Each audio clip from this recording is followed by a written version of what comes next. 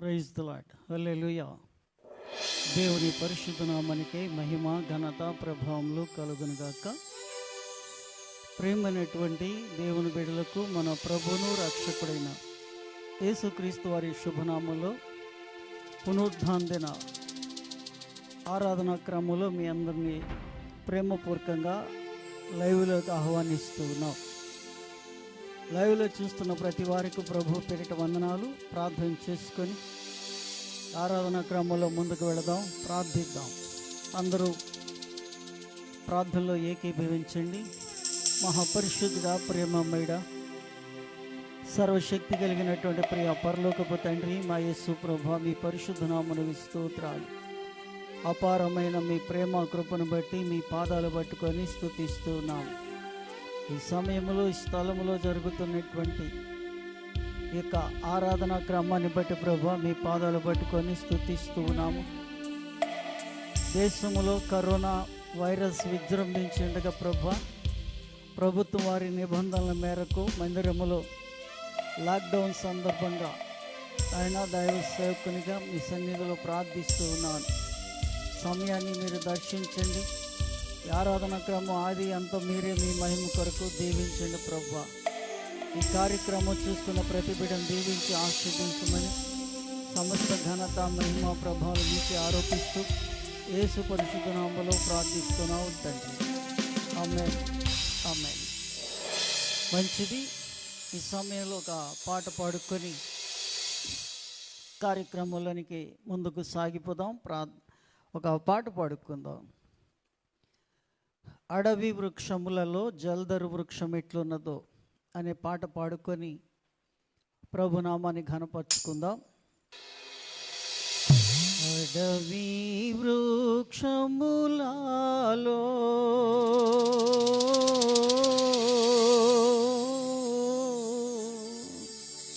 జల్దరు వృక్షమెట్లున్నదో పరిశుద్ధుల మధ్యలో అతి శ్రేష్ఠుడైన ప్రియుని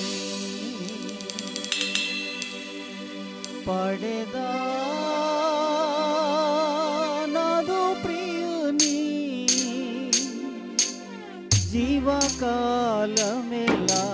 అరయ్యా యాత్రతో పాడెదను, ఏ కృతజ్ఞతతో పాడెదను. అడవి వృక్షములలో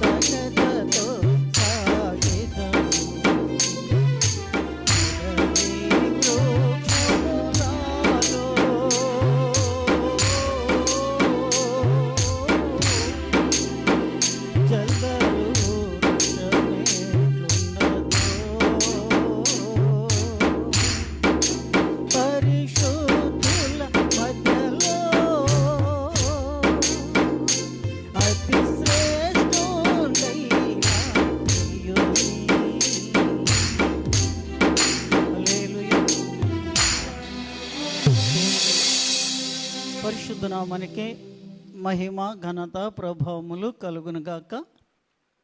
ప్రియ దేవుని బిడ్డలారా, ఈరోజు ఈ ఆరాధనా క్రమంలో వాక్య పఠనము 10వ తేదీ 5వ నెల 2020 సంవత్సరము ఈ పునరుద్ధాన ఆరాధన క్రమంలో లాక్డౌన్ సందర్భంగా ఎవరు మందిరానికి రాకూడదు కనుక మీరు మీ గృహాల్లోనే ఈ యొక్క క్రమాన్ని పాటించవలసిందిగా ప్రభు పేట మనవి చేస్తున్నాను. ఈరోజు వాక్య పఠనము పరిశుద్ధ గ్రంథంలో నుండి కీర్తనల భాగము 143వ అధ్యాయము ప్రారంభం నుండి చివరి వరకు నేను చదువుతూ ఉంటాను. మీరు దయచేసి గమనించండి. యెహోవా నా ప్రార్థన ఆలకింపుము, నా విన్నపములకు చెవియొగ్గుము. నీ విశ్వాసతను బట్టి, నీ నీతిని బట్టి నాకు ఉత్తరమిమ్ము. నీ సేవకునితో వ్యాజ్యమాడకము. సజీవులలో ఒకడును నీ సన్నిధిని నీతిమంతుడిగా ఎంచబడడు. శత్రువులు నన్ను తరుముచున్నారు, వారు నా ప్రాణమును నేల పడగొట్టుచున్నారు. చిరకాలము క్రిందట చనిపోయిన వారితో పాటు గాఢాంధకారములో నన్ను నివసింపచేయుచున్నారు. కావున నా ఆత్మ నాలో కృంగి ఉన్నది, నాలో నా హృదయము విస్మయం పొందెను. పూర్వదినములు జ్ఞాపకము చేసుకొనుచున్నాను, నీ క్రియలన్నీ ధ్యానించుచున్నాను. నేను నీ చేతి పని యోచించుచున్నాను, నీ తట్టు నా చేతులు చాపుచున్నాను. ఎండిపోయిన భూమి వలె నా ప్రాణము నీ కొరకు ఆశపడుచున్నది. యెహోవా, నా ఆత్మ క్షీణించుచున్నది, త్వరగా నాకు ఉత్తరమేమో. నేను సమాధిలోకి దిగువాని వలె కాకుండానట్లు నీ ముఖమును నాకు మరుగు చేయకుము. నీ యందు నేను నమ్మిక ఉంచి ఉన్నాను. ఉదయమున నీ కృపా వార్తను నాకు వినిపింపుము. నీ వైపు నా మనస్సును ఎత్తుకొనుచున్నాను. నేను నడవలసిన మార్గమును నాకు తెలియచేయము. యెహోవా, నేను నీ మరుగు జొచ్చి ఉన్నాను. నా శత్రువుల చేతిలో నుండి నన్ను విడిపింపుము. నీవే నా దేవుడవు, నీ చిత్తానుసారంగా ప్రవర్తించుట నాకు నేర్పుము. దయగల నీ ఆత్మ సమభూమి గల ప్రదేశమందు నన్ను నడిపించునుగాక. యెహోవా, నీ నామమును బట్టి నన్ను బ్రతికింపుము. నీ నీతిని బట్టి నా ప్రాణమును శ్రమలో నుండి తప్పింపుము. నేను నీ సేవకుడను, నీ కృపను బట్టి నా శత్రువులకు సంహరింపుము. నా ప్రాణమును బాధపరచు వారి నుండి నశింపజేయుము. ఆమేన్. దేవుడి మాటలు దీవించునుగాక. ప్రియమైన దేవుని బిడ్డలారా, ఈ చదువుకున్నటువంటి కీర్తనల భాగము 143వ అధ్యాయములో 7-8 వచనాలను కొద్ది నిమిషాలను మనము జ్ఞాపకం చేసుకుందాం. చదువుకున్నటువంటి భాగంలో భక్తుడైనటువంటి దావీదు దేవుని సముఖమునందు ప్రార్థన చేస్తున్నట్లుగా మనము గమనిస్తాం. ఇక్కడ తను చేస్తున్నటువంటి ప్రార్థనలో చాలా ప్రాముఖ్యమైనటువంటి ప్రార్థన. తన దగ్గర ఉన్నటువంటి సమస్తమైనటువంటి అవయవాలలో దేవుడు అనుగ్రహించబడినటువంటి కృపను బట్టి 7-8 వచనాలు ఈ ప్రకారంగా ప్రార్థన చేస్తూ ఉన్నాడు. యెహోవా, నా ఆత్మ క్షీణించుచున్నది, త్వరగా నాకు ఉత్తరమిమ్ము. నేను సమాధిలోకి దిగువారి వలె కాకుండానట్లు నీ ముఖమును నాకు మరుగు చేయకుము. నీ యందు నేను నమ్మిక ఉంచి ఉన్నాను. ఉదయమున నీ కృపావార్తను నాకు వినిపింపుము. నీ వైపు నా మనస్సును ఎత్తుకొనుచున్నాను. నేను నడవలసిన మార్గము నాకు తెలియచేయుము. ప్రియా దేవుని బిడ్డలారా, చాలా జాగ్రత్తగా ఈ మాటను గమనించినట్లయితే భక్తుడైనటువంటి దావీదు తనకున్నటువంటి శ్రమానుభవముల నుండి, తనకు కలిగినట్టు అనేకమైనటువంటి ఇబ్బందుల్లో నుండి ప్రభువును ఈ విధంగా స్తుతిస్తూ ఉన్నాడు. దేవుని సన్నిధిలో తను ప్రార్థన, నా ఆత్మ క్షీణించుచున్నది అని అన్నాడు. ఆత్మ క్షీణించటం అనగా ప్రియ దేవుని బిడ్డలారా, దేవుడు మానవుని యొక్క నిర్మాణములో శరీరము, ప్రాణము, ఆత్మ అనబడినటువంటి 3 భాగాలుగా విభజించి మాంసము, రక్తము, నరాలు, ఎముకలు, కీళ్ళు, మూలుగలు సమస్తమైనటువంటి అవయవాలకు ఆయువు పట్టుగా దేవుడు నిర్మాణం చేసి ఉన్నాడు. ఒకటి శరీరము అనగా దీనికి బాహ్యమైనటువంటి ఆహారము కావాలి. రెండోది ప్రాణము, అది శరీరానికి ఆత్మకు మధ్యలో అది అనుసంధానం చేస్తూ ఉంటుంది. ఆత్మ అనేటువంటిది మనుష్యుని యొక్క జీవితంలో చాలా ప్రథమమైనటువంటి పాత్ర పోషిస్తూ ఉన్నది. ఎందుకనగా నరుని ఆత్మ యెహోవా పెట్టిన దీపము అని సామెతల గ్రంథకర్త సొలొమోను మహాభక్తుడు వ్రాస్తున్నట్టుగా మనం చూస్తాం. ఆత్మను గురించి చాలా జాగ్రత్త తీసుకుంటున్నట్లుగా మనము చూస్తాం.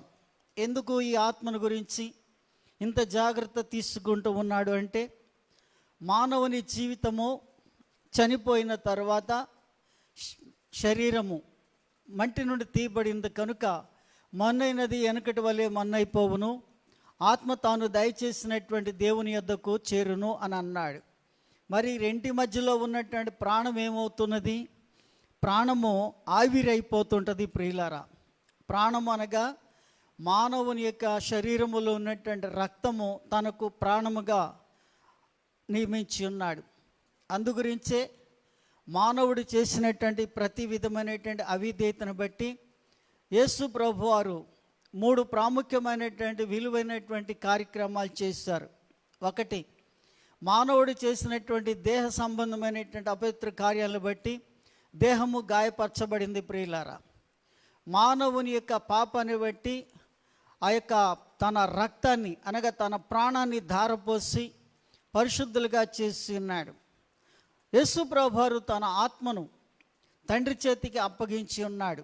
అనగా యేసు ప్రభువారిలో శరీరము, ప్రాణము, ఆత్మ ఉన్నట్లుగా మానవుల్లో కూడా శరీరము, ప్రాణము, ఆత్మ 3 ఉన్నాయి.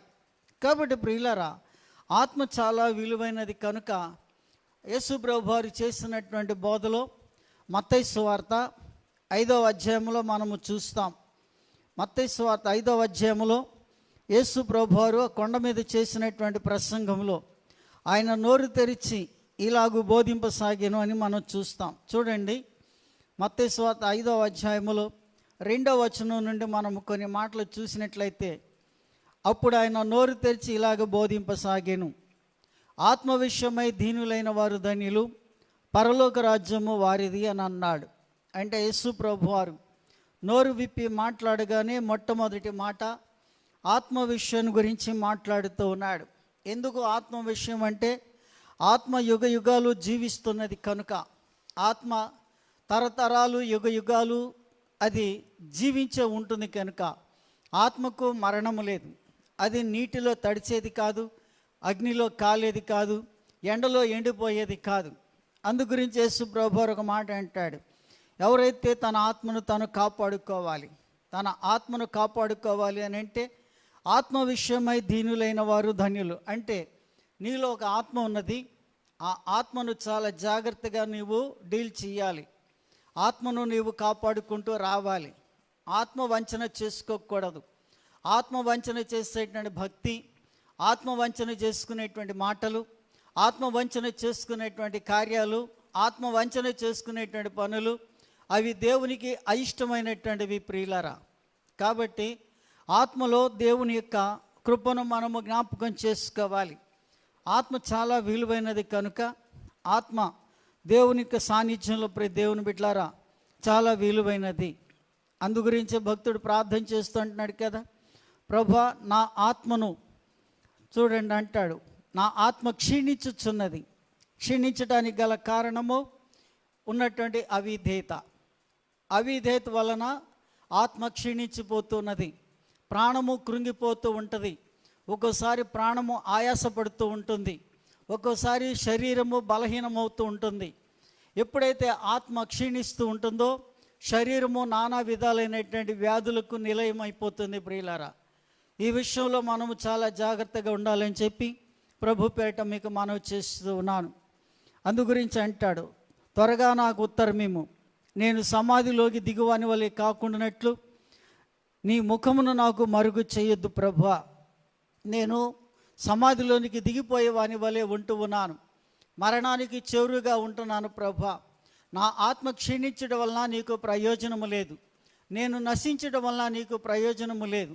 నీవు గనక నన్ను కాపాడినట్లయితే నీవు గనుక నన్ను రక్షించున్నట్లయితే, నీవు గనుక నన్ను నా చేయి పట్టుకున్నట్లయితే, నేను మరలా సజీవులైనటువంటి ఈ భూమి మీద నిన్ను స్తుతిస్తాను ప్రభువా.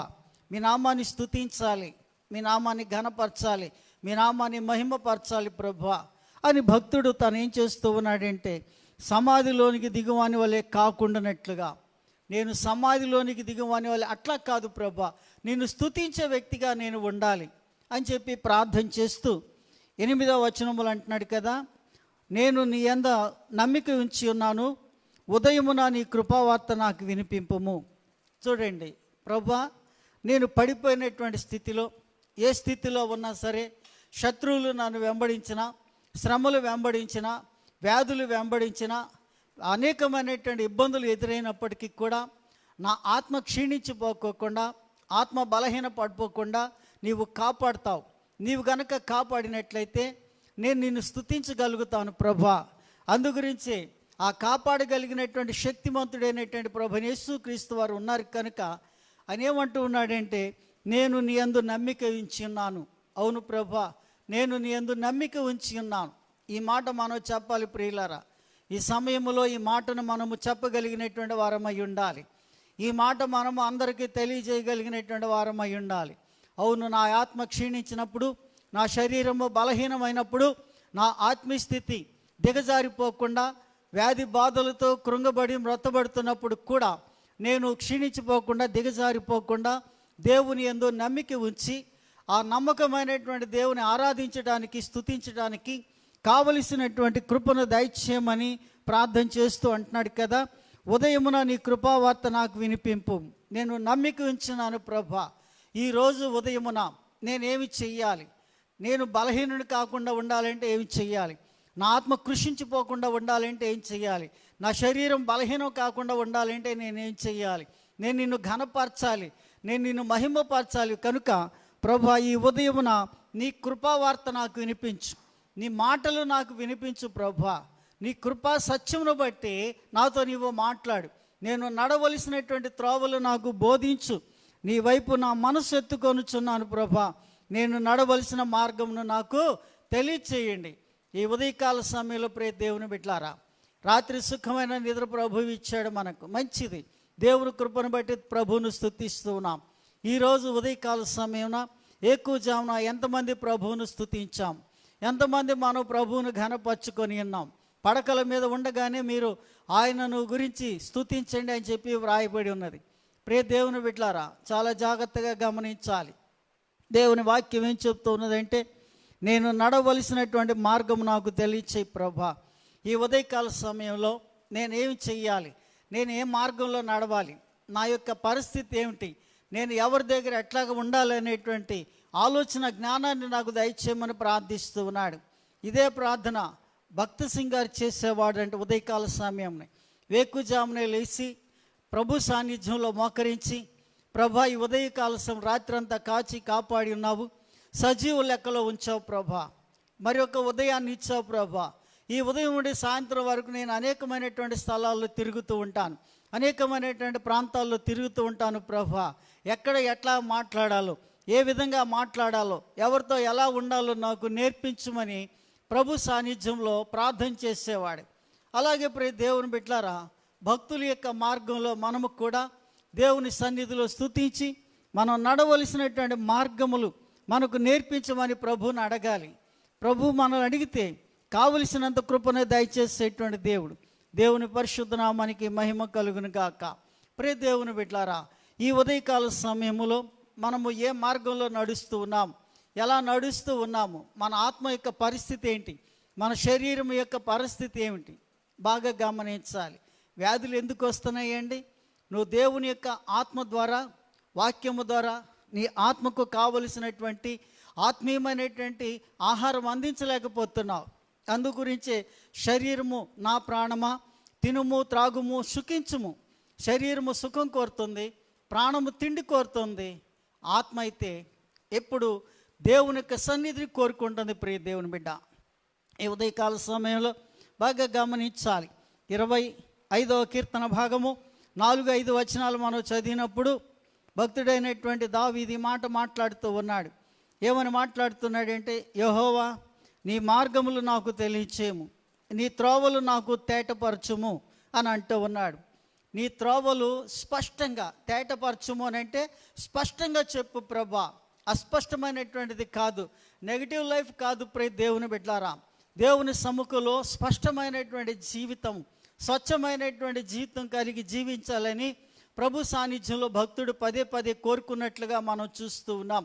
అందు గురించి ఇక్కడ అంటూ ఉన్నాడు, యెహోవా నీ మార్గములను నాకు తెలియచేయము, నీ త్రోవలను నాకు తేటపరచుము, నన్ను నీ సత్యమును అనుసరింపజేసి నాకు ఉపదేశము చేయము.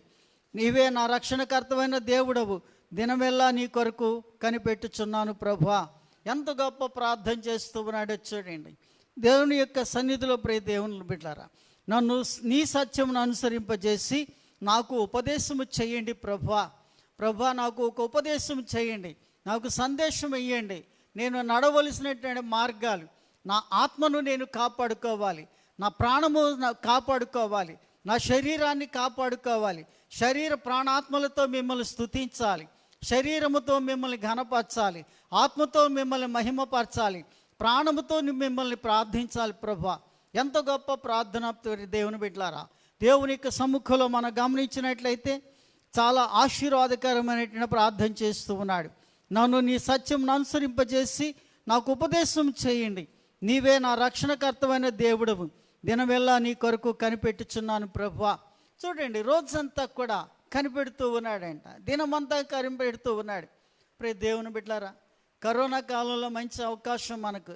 ప్రతి వారం ఇళ్లలో ఉంటున్నాం, హాయిగా తింటున్నాం, హాయిగా ఉంటున్నాం, ఏదో ఉన్న దాంట్లో తింటున్నాం. కానీ మిగతా సమయాన్ని ఏం చేస్తున్నాం? ప్రభు సమ్ముఖంలో, దేవుని వాక్యంలో మనము ఎదుగుతున్నామా? దేవుని సమ్ముఖంలో ఎదుగుతున్నామా? ప్రార్థనలో ఎదుగుతున్నామా? ఈ సమయంలో దేవుని బిడ్డలారా, మందిరం మనకు లాక్డౌన్లో ఉన్నప్పటికీ కూడా దేవుని ఘనపరిచేటువంటి సమయము, దేవుని మహిమపరిచేటువంటి సమయము, దేవుని ఆరాధించుకునేటువంటి సమయం. దేవుని సమ్ముఖంలో ప్రియులారా, మనము చాలా జాగ్రత్తగా దేవుని సన్నిధిలో ప్రార్థించాలి. ఇక్కడ లాక్డౌన్లో కుటుంబాలుగా ఈ కార్యక్రమం చూస్తున్నటువంటి ప్రియులందరికీ కూడా ప్రభు పేరిట మనవి చేస్తున్నాను. ప్రభు సన్నిధిలో అడగండి, ప్రభు నా ఆత్మ క్షీణించిపోకూడదు, నా శరీరము బలహీనమైపోకూడదు, నా ప్రాణం ఆవిరైపోకుండా దినవెల్లా మిమ్మల్ని స్తుతించి కీర్తించేట కృపను దయచేయమని ప్రభు సన్నిధిలో ప్రార్థన చేసి ఆయన కృపలో ముందుకు సాగుదాం. దేవుడి మాటలు దీవించును గాక. చిన్న ప్రార్థన చేసుకుందాం. పరిశుద్ధుడు అయిన తండ్రి, ప్రేమమయుడ, సర్వశక్తి కలిగిన మా యేసు, మీ పరిశుద్ధ నామమునకు స్తోత్రాలు. అపారమైన మీ ప్రేమ కృపను బట్టి ప్రభువా, మీ పాదాలు పట్టుకొని స్తుతిస్తూ ఉన్నాం. ఇదిగో ప్రభా, 2020 ఆయన మే నెల 10వ తేదీ కరోనా కాలంలో ప్రభా లాక్డౌన్ ప్రకటించిండగా మేము ప్రభా మందిరాలలో కాకుండా గృహాలలోనే మీ నామాన్ని స్తుతించి ఘనపరచుకోవడానికి మీరు ఇచ్చినటువంటి కృపను బట్టి ప్రభా మీకు వందనాలు. ఈ కార్యక్రమం చూస్తున్నటువంటి ప్రతి బిడ్డను, ప్రతి కుటుంబాన్ని దీవించి ఆశీర్వదించండి. ఈ ఉదయకాల దిన ఆశీస్సులతో నింపండి ప్రభా. మా దేశంలో, మా రాష్ట్రంలో కరోనా బారిన పడకుండా ప్రతి వారిని కాపాడండి. ఒకవేళ ఎవరైనా కరోనా బారిన పడి ఉంటే వారికి సంపూర్ణ స్వస్థత ఇవ్వండి ప్రభా. వైద్యం అందిస్తున్నటువంటి డాక్టర్లకు మంచి ఆలోచన, జ్ఞానాన్ని దయచేయండి, వారి కుటుంబాలు దీవించండి. అలాగే ప్రభా, నర్సులను, ఆయన మున్సిపల్ ఉద్యోగస్తులను, పారిశుద్ధ్య కార్మికులను, పోలీసు డిపార్ట్మెంట్ వారిని కూడా మీరు ఆశీర్వదించండి ప్రభా. మా దేశంలో ప్రభా, ప్రజలు అనాలోచనగా తిరగకుండా యవనస్తులైనటువంటి బిడ్డలకు మీ జ్ఞానాన్ని దయచేయండి. ప్రభుత్వ ఉత్తర్వులు, నిబంధనలు పాటించి మీ నామాన్ని మహింపరచమన్నట్టు కృపను దయచేయండి. సంఘాన్ని బట్టి, సంఘ కుటుంబాలను బట్టి ప్రభా మీకు వందనాలు.